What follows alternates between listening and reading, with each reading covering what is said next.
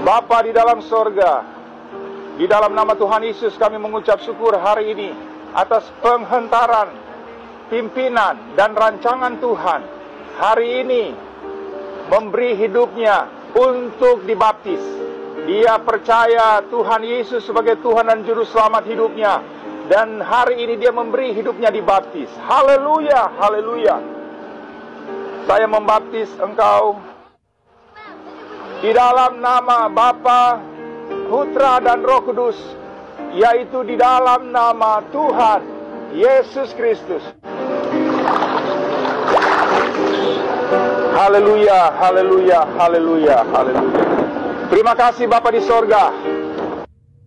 Baik, video ini viral di media sosial, di mana katanya Ustadz Abdul Somad dibaptis masuk Kristen. Lalu kemudian banyak komentar di bawahnya, Tuhan jamah Pak Somad. Pertanyaannya kemudian, siapa yang membaptisnya? Pastor kah atau editor? Ini video yang hemat kami bikin geleng-geleng kepala dan garuk-garuk tembok ya Pak. Karena di mana akal sehatnya coba? Dan muslim ini berbagai macam cara mereka memfitnah Islam, memfitnah Al-Quran, memfitnah Nabi Muhammad SAW, termasuk memfitnah Ustaz. Ya khaira mauludin bimakkata qad ata, ya khaira mauludin bimakkata qad ata, ذلت لهيبتي جميع خصومه يا خير مولود يا نبينا يا خير مولود يا نبينا يا خير مولود يا نبينا يا خير مولود يا نبينا يا نبينا.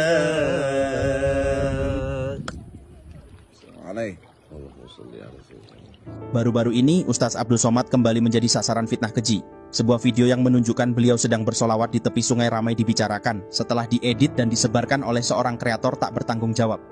Dalam video itu, narasi palsu dibuat seolah-olah Ustadz Abdul Somad sedang dibaptis. Padahal kenyataannya beliau tengah mengikuti kegiatan keagamaan bersama masyarakat dalam rangka dakwah dan mempererat silaturahmi.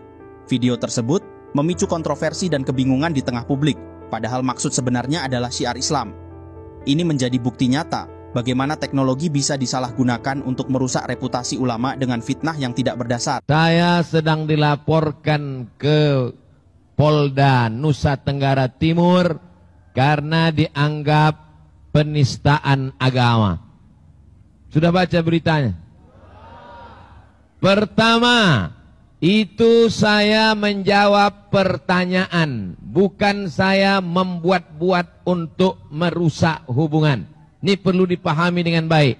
Yang kedua, itu pengajian di dalam masjid tertutup, bukan di stadion, bukan di lapangan sepak bola, bukan di TV, tapi untuk intern umat Islam menjelas pertanyaan tentang patung dan tentang kedudukan Nabi Isa alaihissalam untuk orang Islam dalam Quran dan Sunnah Nabi Sallallahu Alaihi Wasallam. Yang ketiga, pengajian itu lebih 3 tahun yang lalu, sudah lama di kajian subuh Sabtu di Masjid An-Nur Pekanbaru, karena saya rutin pengajian di sana. 1 jam pengajian diteruskan dengan tanya jawab, tanya jawab, tanya jawab. Kenapa diviralkan sekarang? Kenapa dituntut sekarang?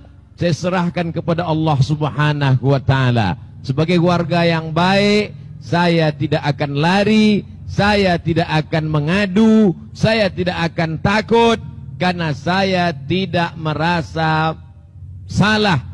Dan saya tidak pula ingin merusak persatuan dan kesatuan bangsa. Dari 3 poin ini apakah jelas?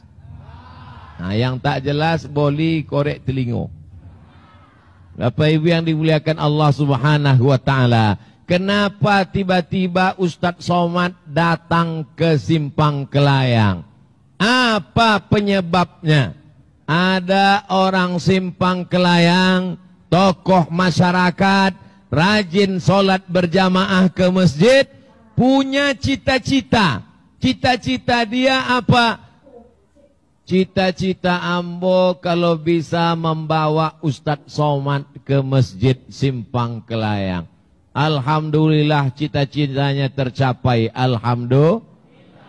Tapi yang bercita-cita itu sudah meninggal dunia menghadap Allah Subhanahu wa ta'ala.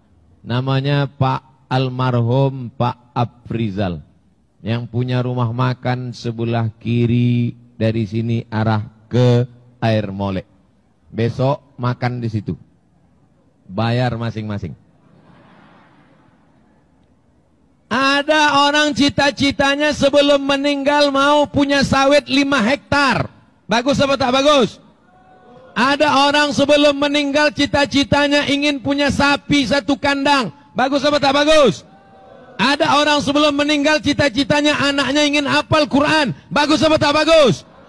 Ada orang sebelum meninggal cita-citanya ingin punya istri 3. Bagus apa tak bagus?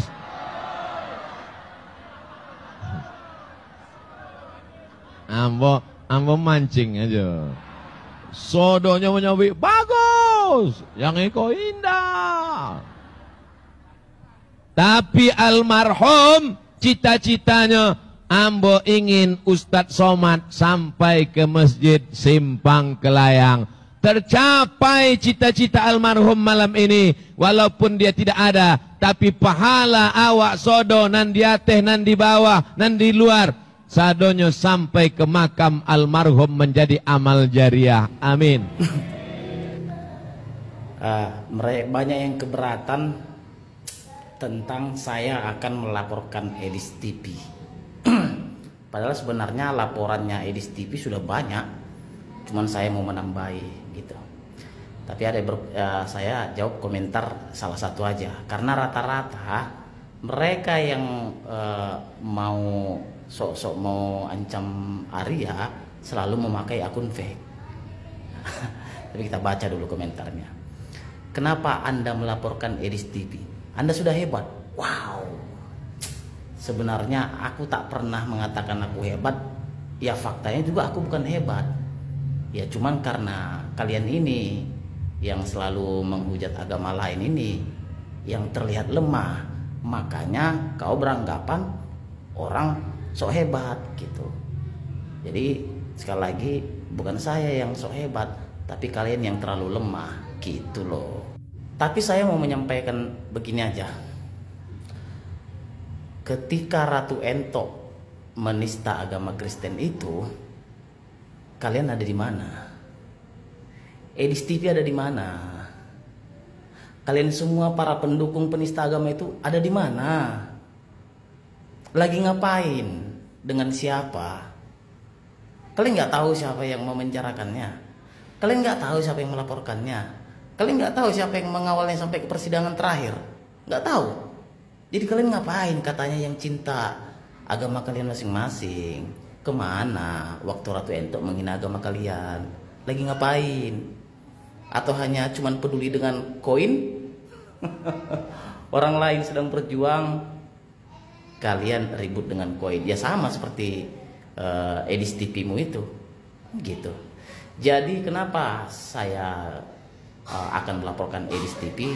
Selain memang karena ini sudah meresahkan dan banyak video yang dikirimkan juga, terus saya melihat langsung live-nya, saya rekam, maka ini sudah pantas.